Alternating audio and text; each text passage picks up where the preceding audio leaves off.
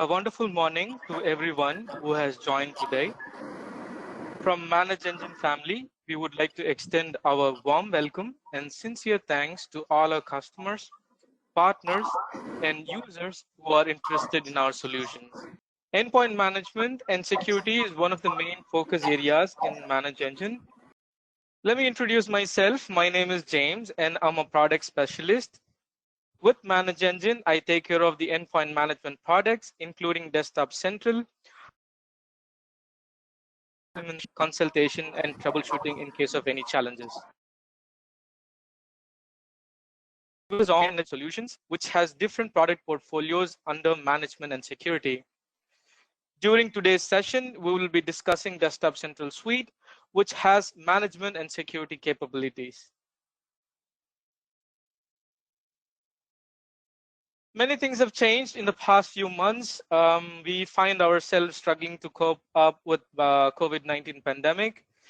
Please do protect yourself and others around you by knowing the fact and taking appropriate precautions. As an organization, we have done our bit in adopting work from home situations now. But as an individual, we need to contribute to stop the spread. So stay home and be safe. Once again, welcome to Desktop Central Training. Let's quickly look at the training schedule. We are on week 3, Asset Management. This is one of the modules of our Endpoint Management and Security Suite. We have covered a couple of modules over the past weeks. In case if you have missed any of our training schedules, you can always view them on a link that is shown at the bottom of the screen. If you are interested in the upcoming training, please use the same link to register yourself. Let's look at the asset management module today.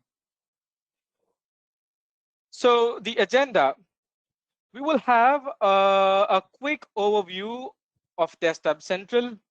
We will identify work from home endpoints. We will also look at the application control to restrict non-business applications. We will also look at the endpoint lockdown. Then we will be having a look at the architecture behind how Desktop Central works. We will look at some scenarios. We will also discuss some of the frequently asked questions with respect to asset management. In fact, even during the training, if you have any questions, please feel free to chat using the chat window. I have an expert panel with me who are ready to answer all your questions. We will be using Desktop Central build version 10.0.510 for this presentation. This application supports all the browsers. So, what is Desktop Central? A commonly asked question. Desktop Central is an endpoint management solution that ensures all your endpoints are secure and enables the users to use them effectively for business. With Desktop Central Unified Endpoint Management, you will be able to manage desktops, laptops, mobile phones, tablets, servers, point of sale devices, and browsers. All this from a single console. A popular research analyst called Forrester defines UEM as follows: product that provides a centralized policy engine for managing and securing employee laptops and mobile devices from a single console. In an unified endpoint management, you can manage endpoints in a traditional management fashion. This includes the patch management, application management, configuration deployment, OS deployment, tools for troubleshooting, and day-to-day management activities. Similarly, endpoints can also be managed with modern management. All modern operating systems supports modern management. It supports features like geo-tracking, geo-fencing, managing stored applications, profile distribution to enforce restrictions, operating system reset and recovery. Can you guess the popular operating system when I say modern operating system? So yes, obviously, Windows 10 is a classic example in which we can manage both traditional and modern management. Desktop Central can manage both the world's traditional and modern from a single console. So these are the features that you can leverage when you are using Desktop Central as a unified endpoint management solution. We have patch management, which takes care of operating system and third-party application patching. We have application management, asset management, configurations. In fact, if you're following our training schedule, we will talk about this in our next sequence. You can manage other functions, including mobile device management for iOS, Androids, Windows, and Chromebooks. Then we have modern management, which is for Windows and Mac machines. You can perform things like geo-tracking, complete or corporate wipe. You can put them on kiosk mode. You can distribute store apps and manage profile distribution. Then we have the OS deployment, where you will be able to create a single master image and deploy it to multiple machines. Now, these are the features that are offered within Desktop Central Suite. Desktop Central is also recognized for Best Unified Endpoint Management Tool of 2019, as reviewed by customers in Gartner Peer Insight Customers Choice Award. We are recognized for unified endpoint management in Magic Quadrant for the second consecutive year. We are recognized for both traditional and management. Now, let's quickly look at the components that you need to run this application. There are essential components as well as optional components. The Desktop Central server is the central component that you will install. It provides the interface to the management console. The agent is also an essential component. You need to install the agent on all the machines that you would like to manage. There is another component called notification server, and this is an interesting component, guys. We will talk more about this once we go into the product, right? When we look at the optional components, we have a distribution server, which serves as a repository for patches, software, scripts that you have deployed to the machines in the remote office. We can create unique replication policies for each locations as per the bandwidth requirement. Then we have the secure gateway server. This is useful if you're going to manage machines that are not part of the LAN or connecting over the internet. We also have the failover server. In case if you want to have high availability, you can make use of this. Guys, remember, this is separately licensed. Moreover, you can also use language pack to list the web console in your preferred language. So we support 3 operating systems for now: Windows, Mac, and Linux. Please find the list of supported operating system on the screen. The application server runs on the Windows platform, but you can manage the endpoints with Windows or Mac or Linux operating systems. In case if you have any questions, you can always reach out to support. Please refer to the email address shown at the bottom of the screen. Since I said you need to install agents on all the client machines that you need to manage, let's look at the agent installation method we have. So we recommend 3 methods for now via group policy, startup script in your Active Directory. You can simply download the application setup and push it using GPO. We do have automatic agent installation directly from the web console. You can add multiple domains and choose the machines from those domains and push out agent to them. We also have scripts that you can use to install agent. Alternatively, you can download the agent manually and execute the setup directly on the machine, and it should then automatically report back to the server. So we will be talking about agent installation in greater detail in our upcoming training sessions. If you're interested, please do subscribe to the upcoming training. Guys, I repeat this again during the training. If you have any question, as I mentioned, we do have a panelist. You can use the chat window and ask all your questions. Now, let's look at the asset management module for today. Before we, talk more about the asset management feature, due to this COVID-19 situation, there are something that we should look at, which is which is important, like work from home endpoints, like managing work from home endpoints. First thing, typically in an organization you will have these three type of users, who has VPN connectivity, um, and you will also have users without VPN, probably a user who's roaming from one place to another.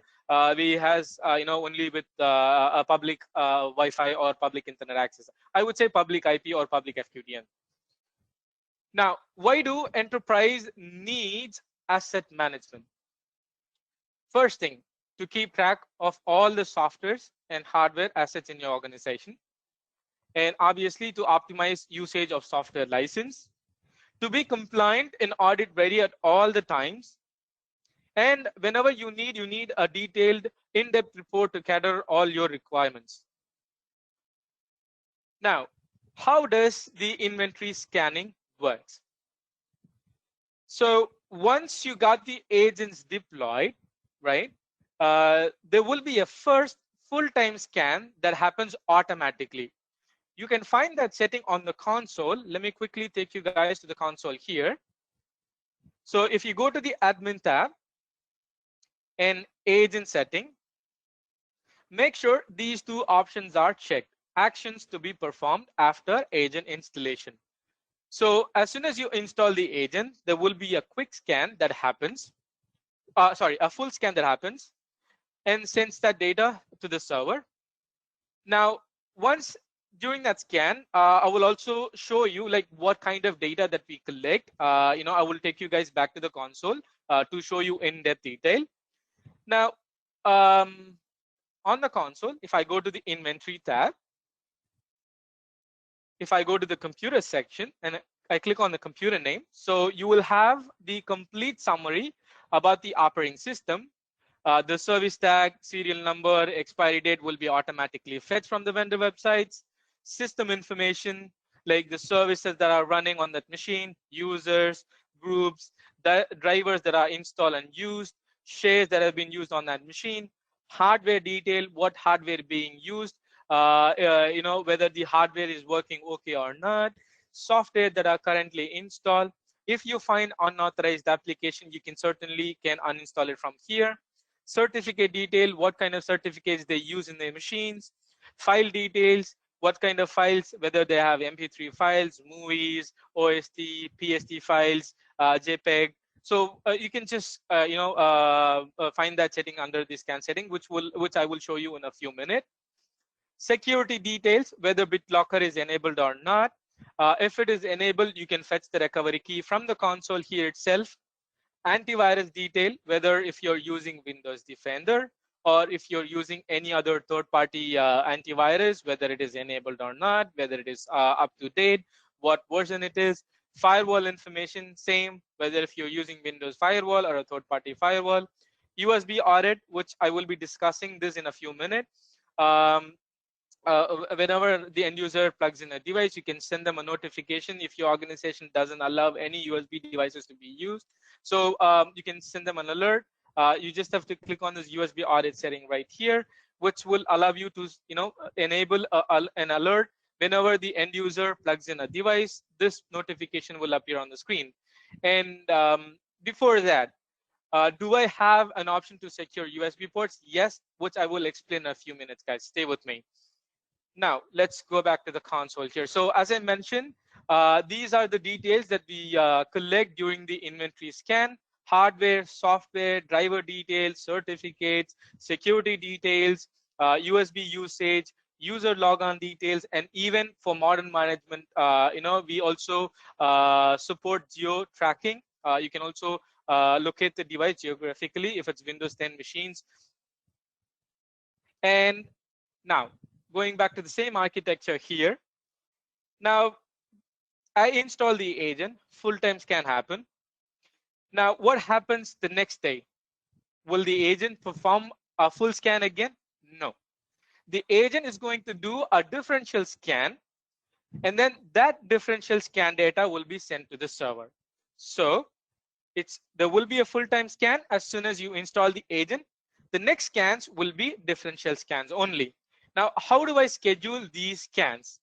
So going back to the console here, if I go to the inventory tab and I go to scan systems, and I have this option called scheduler. So I've already scheduled this. So if you would like to schedule it, just modify here and put it on the schedule based on your requirement. And based on this, the client machines will be scanned with the differential data.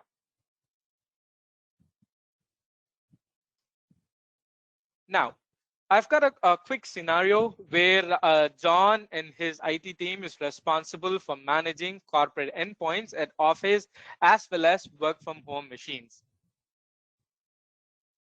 Now, first thing, how to manage and identify work from home endpoints.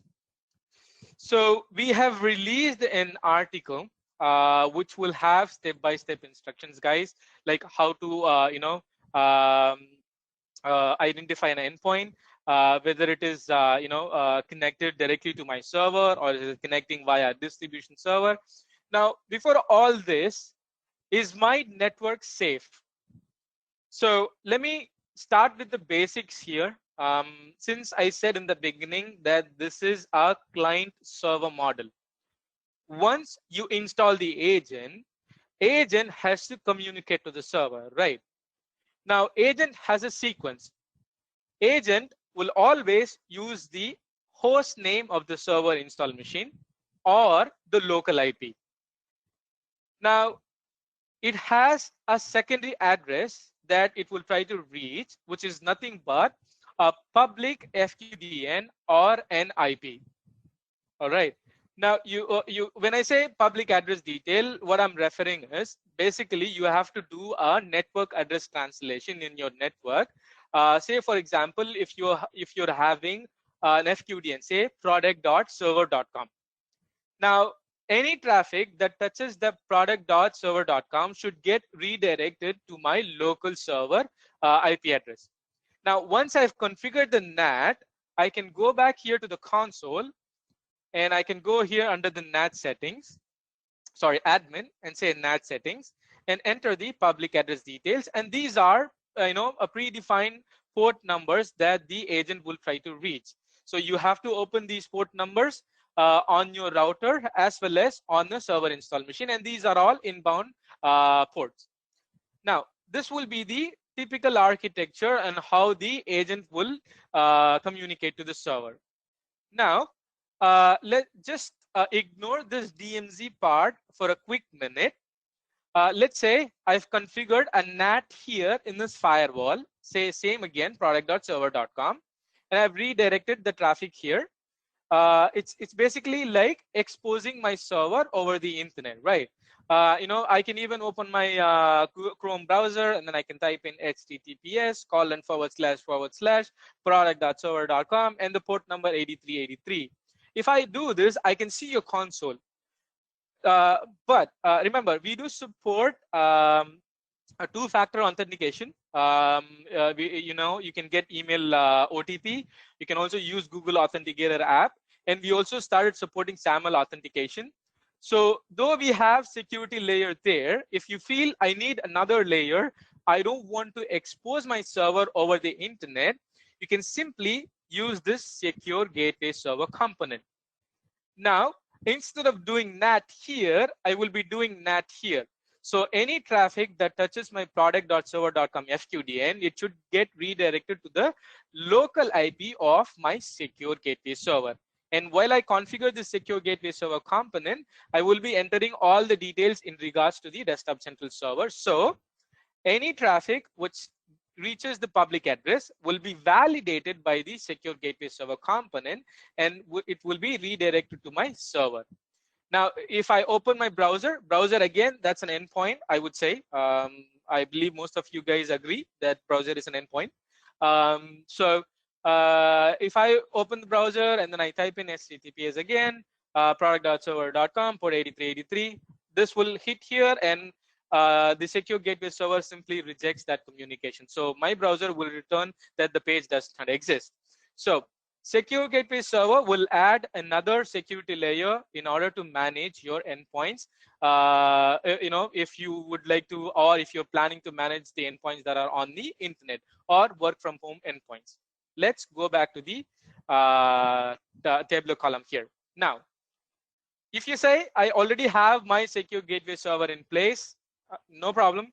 Agent by default knows all the details, the host name, local IP, and the secondary address that you entered on the the NAT settings.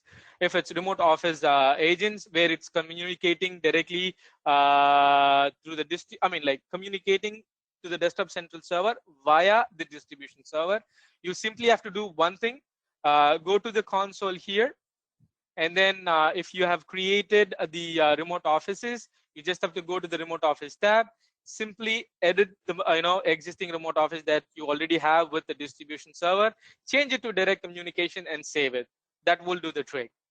If it's roaming users, no problem. If you already have the roaming users setup created, the agent knows by default it can reach the secondary address, and you will be able to manage endpoints. Now, the second scenario, I do not have my secure gateway server in place. I'm going to purchase it now. Let's say I've configured it. I've gone through the setup process. If you need to know about the step-by-step instruction, guys, it's available on the same article with a pictorial or video representation here. How to configure secure gateway server. Just follow this instruction. You will be able to configure secure gateway server without any issues. Now let's go back here. Now, if the end users are working from home, and if you'd like to update the new details, remember I mentioned that if the secure gateway server is already there, agent knows all the details. But say you're still now managing the endpoints with your local network, you haven't configured the secure gateway server, you're configuring it now. So if that's the situation, agent obviously does not know the secondary details because you have just configured and the end user is already working from home. Now you need to have something, or I would say you basically have to update that secondary details on the client machine. How do I do this? So we provide a script on the console, on the article here. Just download the article. When you download the article, you just have to edit it with Notepad. And in here, you have this column says provide the IP address here. Just enter the public address details, and you have to run this script on the client machine manually. Once it is updated on the client machine, now the agent knows that it can reach the server using the public address detail. Guys, if you have any questions, please do use the chat window to get your answers.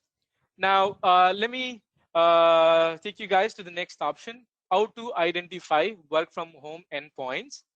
First thing, is it connecting via distribution server, or is it connecting directly to my main server? So how do I identify this? Again, on the same article, we have provided step-by-step instruction. But however, to give you guys more, explanation, I have already done this and I've created a video. Let me show you guys. So now, first thing, how to identify a work from home machine which connects to the distribution server. So after you run the script, we do have a query available on the article itself. You just have to copy that article, just put it on a notepad, and then there's two information that you enter here, which is the time, in milliseconds. Just go open Google and then type in current milliseconds, then you will get this here. Just copy it and subtract the value that it says last DS contact time right here, which I will show you. Just follow the video. So I will be copying this value, which is available on the query, and I will subtract it with the current milliseconds. And then I will update the value here on the script. Just follow the instructions here. So I just subtracted and copied that value and then pasted here. So once I have updated this query, like with the current milliseconds in time, once I get the milliseconds from the website, subtract the value and put it on the query here, I just have to run this query on the Desktop Central, where we have this option called query report, which I will show you in a few seconds. So I've done the changes. Now I'm gonna copy this query, and then I will go back to the console, reports, query reports, new query, then paste. I'm gonna just simply name them as work from home with DS, and then I will put that detail here and then run the report. So in here, the report will give you the branch office name. So you can basically identify whether the machine is connecting to a distribution server and which branch office, like which remote office is it. You can export the same report as CSV or PDF. Hope this is clear. Now let me show you guys the other video, which will explain how to identify an endpoint that is connecting directly to my server. So remember, if an endpoint is connecting directly to my server, you need to basically identify whether it's connecting to my server using the public address detail. So after you run those bat files that I mentioned in the previous slides, copy the query there, go to the reports column, and there's one important thing here in this article. We have provided the script, right? You can also run that script using the custom script functionality that are available under the configuration module. I've already run this configuration, which says WFH, work from home. I just have to copy the configuration name, and I just have to make sure that this configuration is executed on the client machine. So I just change the config name with the configuration that I've already executed using the custom scripting option under the configuration module. Run the report. The value will be shown as false or true. So if it's connecting the server directly using public address, then it will reflect as true. If not, then it will reflect as false. Hope this is clear. If you guys have any questions, do not hesitate. Kindly ping that on the chat window. Our technicians will be able to answer all your questions. Let's go back to the presentation. So the next option, do I have an option to restrict the application? I mean, this is the most common challenge every administrator would face on a daily job, like daily life. So how to restrict non-business application? We have released this new functionality called the app control. It's available right here. You can integrate this solution with Desktop Central, and this is available with Manage Engines UEM edition of license. All right. Now, what this app control does? App control allows you to create an approved software list, meaning I'll give you guys a simple scenario. Say, for example, my organization has 20 default softwares. Like I would say, these are approved by the organization. And I'm going to put this as my approved list. Anything like any software apart from the list of software that I approve should not be installed on the client machine. even a portable exe. Like for example, if the end user has an exe on their flash drive and then they plug in, they won't be able to execute it. So how do I achieve this? First thing, go to the application group here. I've already created a group, but let me show you show you guys again. So you either have to put this under the approved list as whitelist, or if you're going to put a prohibited software list, you can put this under the blacklist option. So if I create whitelist, don't worry, all the details will be automatically fetched by the agent, which includes the product name, even executables. We will show you all the executables that are available in your network. Using file hash, we can fetch the file hash value, and folder path. If you know the path, you can also enter the path. And based on this, you can just simply select the group of application that you approve. Say for example, I'm going to approve Adobe, Google, and some of my browsers like Mozilla, Notepad, and then I'm going to select all these, and then I'm going to put this as approved software list. Now, once I have this approved software list, I have to associate this to all my machines. Let me go to the policy deployment here, and then I go to associate.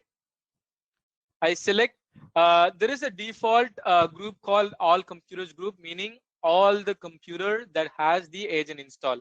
However, if you face or if you feel that I have multiple teams like sales, marketing, IT, contractors, and I have different set of standard softwares for them, so that I would like to create multiple group of softwares, and then I would like to assign individual based on the groups. You certainly can do that. Not a problem. Create a new custom group here by clicking this. It will take you to the option custom grouping, admin custom group. You can create multiple groups and then define that group here. So I'm going to simply choose all computers group now. And then I will choose the test group that I created. And we have these two options, audit mode or strict mode. There is something called gray listed application. Now, what are these gray listed applications? Say for example, my own machine has 10 softwares, but my administrator recently bought this app control and is creating a policy saying that only 5 of those are approved, and he associated that policy to my machine. Now, since the policy is getting applied just now, I would be able to use that 5 application. What happens to those applications, the other 5 applications which I already have? Those applications are listed as gray list application. Now, if I choose audit mode, it does allow me, the policy allows me to use all the 10 applications, like the one that I already have, and the 5 the administrator has approved for me. Now, if I put this on the strict mode, it will allow me to use only those 5 approved softwares by my admin. If I try to execute the rest of the 5 application, or even any application that I even I download or I use my USB to run a portable exe, it straight away gives me a message saying that it's being blocked by the administrator. So using this app control, you have the complete control over the application installation and uninstallation. Now, this is one. You can also get alert with app control. As I said, you have the complete control, guys. They won't be able to execute any applications other than what you approve. So don't worry, once you have the app control in place, you would be able to achieve this application control to restrict non-business applications. Next, endpoint lockdowns. Now, when it comes to endpoint lockdown, obviously the first one would be the application control, which I have already explained. Using the app control functionality, you can create a group of approved softwares, associate that, and put it as audit mode or strict mode. And then USB device management. Now, in the Desktop Central, we have this option called Secure USB. That's available under the configuration module. Let me take you guys over here. So if I go here, as in configuration and Windows, we have this option called Secure USB. I can simply go over here and I can say block all, like blocking everything, like all the entire USB port. All right. I can choose my target. If you say I have to choose my entire domain, you certainly can select the domain. But if you say no, not the entire domain, but a specific OU, click the filter option right here and click this drop down. You can choose OU, AD sites, AD groups, even a specific computer name, the custom group that you already created, even IP address range, or if you say I have to put this policy to all my Windows 10 machine, select operating system and choose Windows 10. And if you'd like to exclude a specific target within this Windows 10, click this exclude target option and then choose computer and enter the machine's name. And not just one target, guys, you can have multiple targets in a single deployment. You just have to click on this plus option right here to add more targets. If you say my organization can allow the end users to use the USB port, but I would like to block only the storage medium like flash drive or external hard drives, you can simply unblock them and then block only the disk drive. So you have an option to block based on device type. And as an IT administrator, if you would like to, say I have my own device, so whenever end user is requesting my assistance, I would like to help this end user using the USB device that I have. You can exclude that device in here based on device instance ID, which you can be, which can be fetched after you plug this device and go to device management. Or simply, you can also find that here under the inventory section.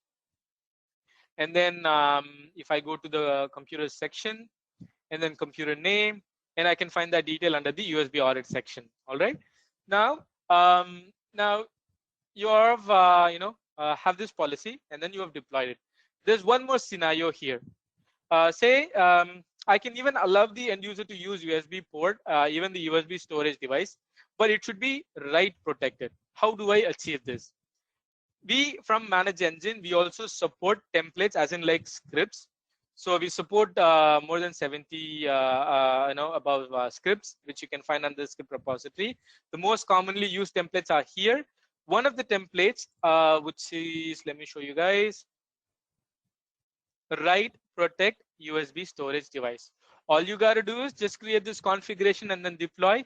The end user able to use USB device, they can read, but they won't be able to write or copy anything to the local machine. So it's completely write protected. Right, let's, so by doing this, we can manage the USB devices.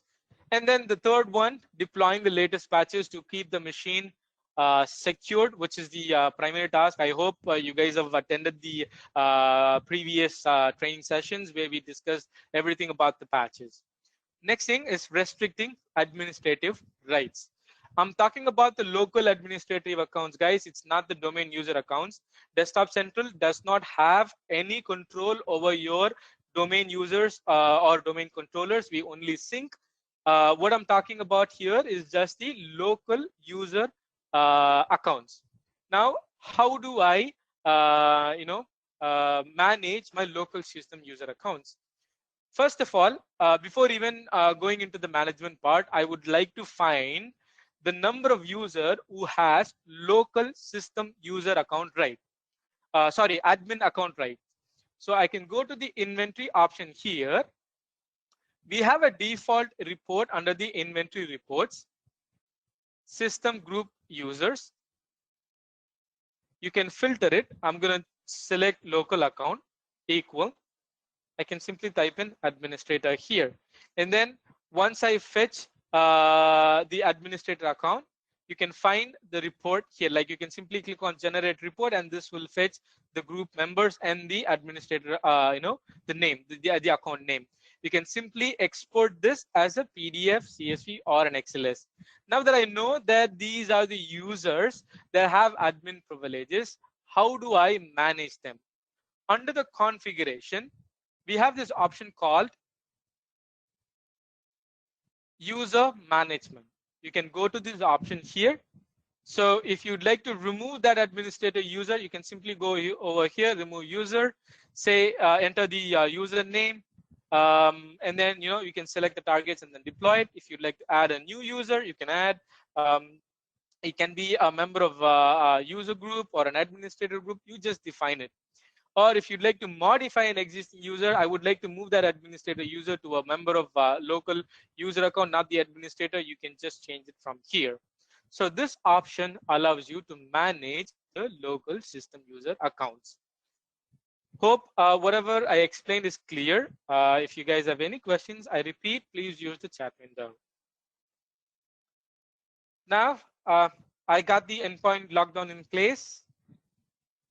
The next important thing we would like to see here is the desktop central architecture. And before even that, guys, I would like to show you one last option, which is available under the inventory itself. You do have an option here that allows you to put the applications in a a prohibited list. And once you put that under the prohibit list, you can also have it automatically uninstall by enabling this option. You can also enable a user notification. This notification can be shown, if the end user installs an application, this notification appears. And, if the end user has a valid reason to use it, they can also send a request to you guys. And that request will be shown under the user request column. As an IT administrator, if you feel that, if they have a valid reason, you do have approve or deny buttons. You can approve it if you want to approve it. If you deny, based on this auto uninstallation policy, it gets automatically uninstalled from that client machine. All right. Let's go back here where it says desktop central architecture. So this is the typical architecture and how the desktop central works. As I said, desktop central is a client server model application and an on-premise solution. You can have the desktop central hosted in any one of the supported operating systems. This architecture talks about how you can manage both local local area network machines as well as WAN architecture. And when it comes to WAN architecture, you can manage different remote locations from one console. They can connect either over the internet or using VPN or MPLS connection.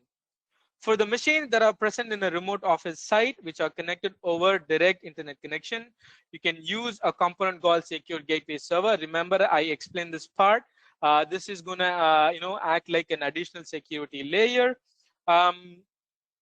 which will validate if the traffic is coming from an agent or from another endpoint, example browsers. And then remember the sequence. If you remember the sequence, how the agent communicates, you can very well understand this concept here. So if it's within the network, obviously the host name and local IP would resolve. If it's connecting from a different branch of it, if it's a site-to-site MPLS connection, or if it's a VPN tunnel, not a problem. Obviously, the local host name and IP would resolve. But if it's going to be over a WAN link, then obviously you need a public FQDN or an IP. I mentioned about the NAT details. You basically have to do a NAT, and then the traffic will be routed via the secure gateway server. And as I mentioned, distribution server will act like a repository where the data will be replicated, like all the data, patches, software, scripts, any bigger data will be replicated to this distribution server first, and then it will be pushed to the client machines. Right. Next, do I have an option, to manage a machine within a closed network? Now, what is a closed network? A network which does not have a connectivity to internet or limited connectivity is called as closed network. Now, even if you have a closed network architecture, you can still use Desktop Central to manage your endpoints. Desktop Central is also available in AWS Marketplace and Azure. In case if you're looking to host Desktop Central in any one of these cloud server, you can use AWS or Azure for now. And important news, we also started supporting Desktop Central as a cloud solution. Yes, it is available in our own Zoho Cloud now. If you'd like to look at the feature, use the link at the bottom here that's on the slide to subscribe.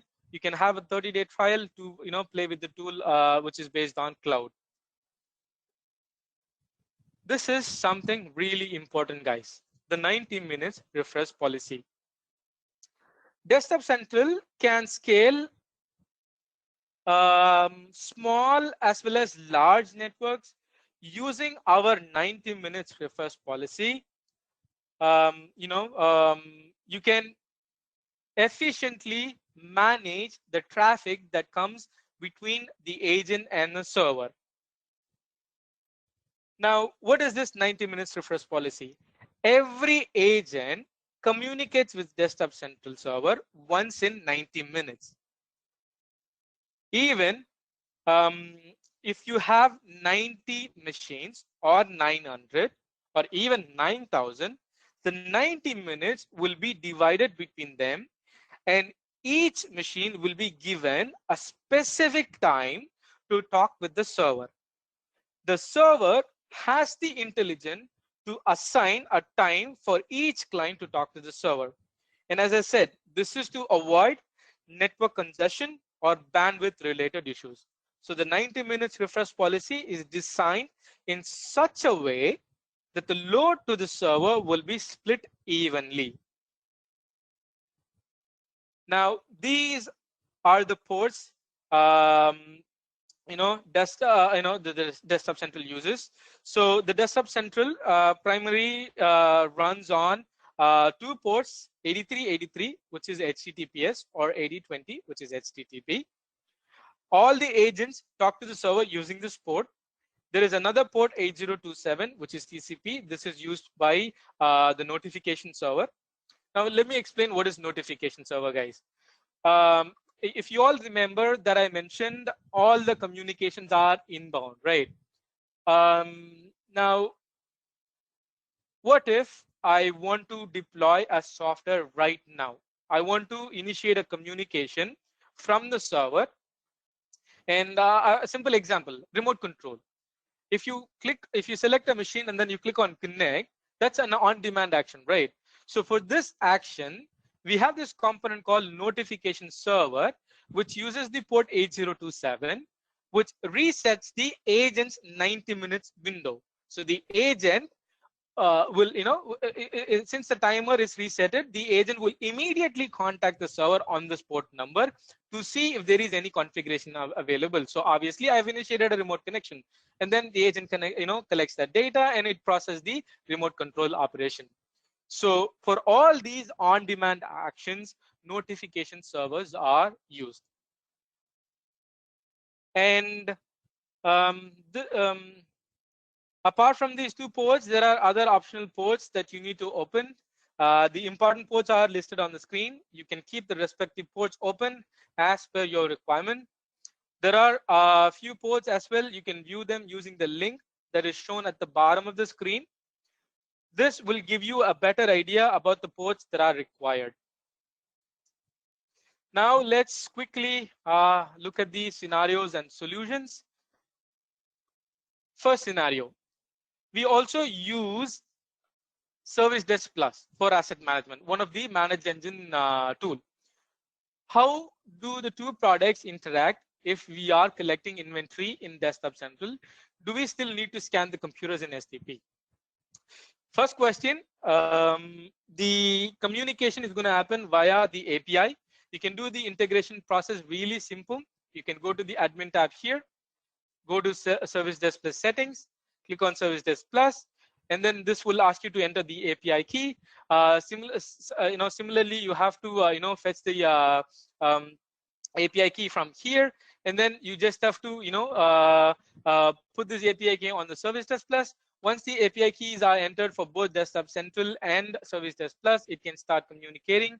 And once it is communicating, you don't have to initiate the inventory scan. Service Desk Plus will use the Desktop Central agent to get the inventory detail from a managed machine. When I say managed machine, it means a machine that has an agent installed. Remember. The next scenario.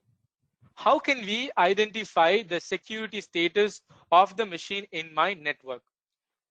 I hope you remember this option where I've showed you guys under the inventory and then computers. We also fetch the security details. If you go, if you'd like to go here, based on each individual machines, you can go here under the computer and select the machine and say security details. Or if you say, no, I need a single report that will show me the number of machine, where the BitLocker is enabled or not. You can go to the inventory report here, say BitLocker details. And in here, we have a predefined report where you can, filter it based on enabled or disabled status. And this can also be exported as a report. Does the prohibit software feature, I mean, I showed you the prohibit software feature, right, under the inventory. Does it block web browser plugins as well? Unfortunately, the answer is no. For managing browser plugins or add-ons or extensions, you need this browser integration. Browser integration is nothing but the standalone Browser Security Plus, another product supported by Manage Engine. You need this particular solution in order to manage your browsers. Shared directories with write access is a security threat. Can we identify them? You certainly can. We do have a default report, a predefined report available under the inventory again. Inventory reports, share details. This will give you the report and the folder path which is shared and the permissions, whether it is shared with everyone or with, is it specific to an administrator. The same can be exported as a report too. I want to identify the computers with local administrator accounts. Is this possible? The answer is yes. I hope you guys remember this option again. Same inventory reports, and then system group users. You can fetch this report from here. And then the next scenario, Dropbox is installed at the user level. And I would like to get the list of computers that have it installed. How do I identify it? Now, the softwares are basically identified as user-based as well as computer-based.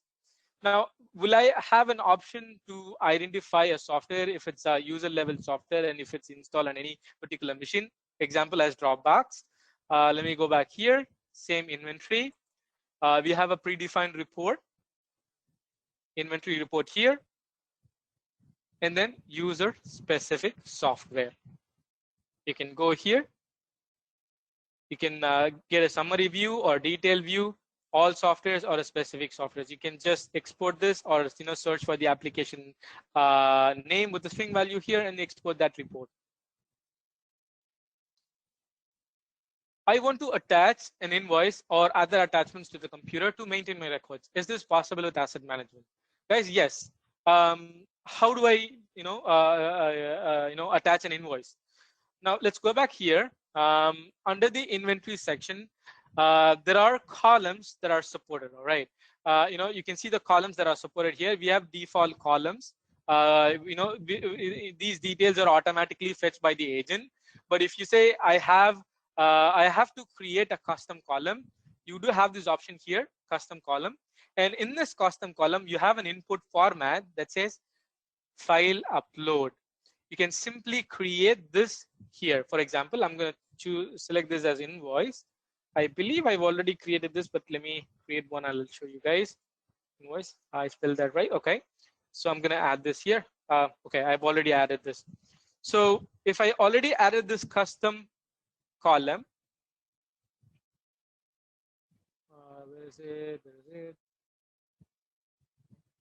I'll just do a test, guys. Sorry about that. Let me create one again.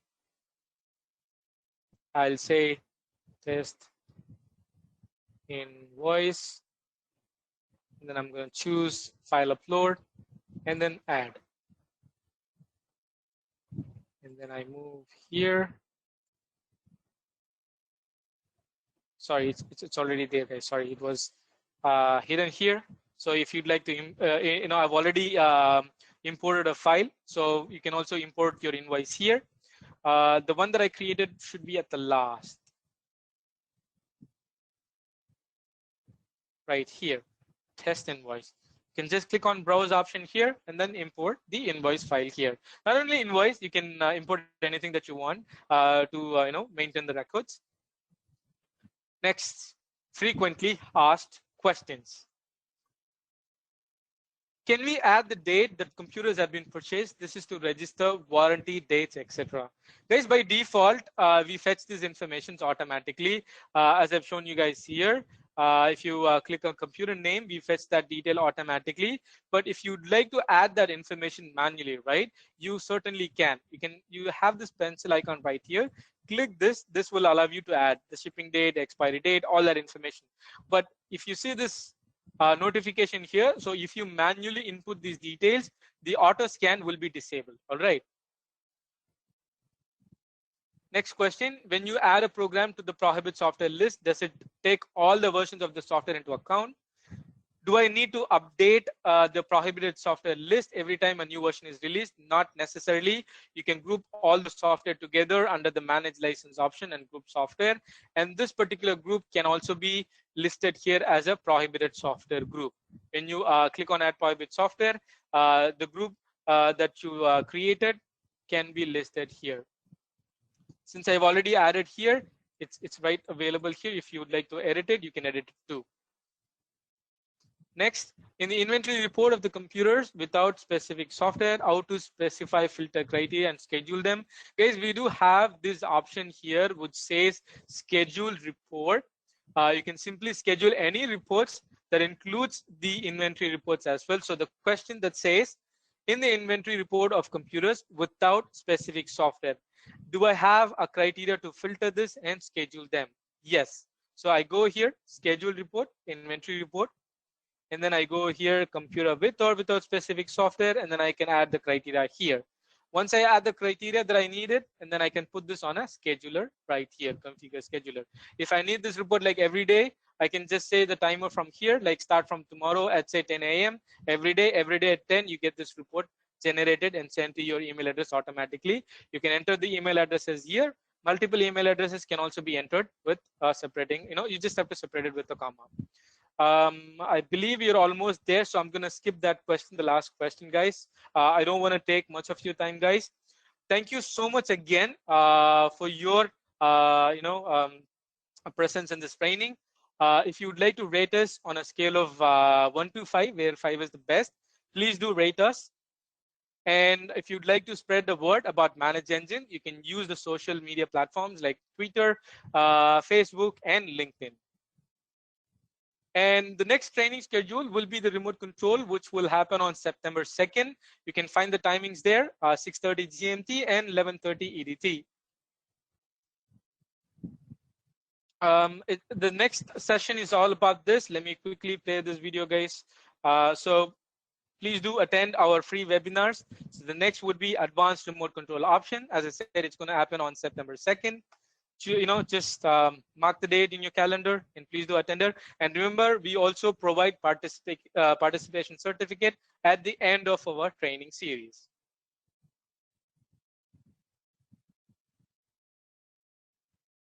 And the last, if you'd like to schedule a personalized demo, use the URL at the bottom of your screen.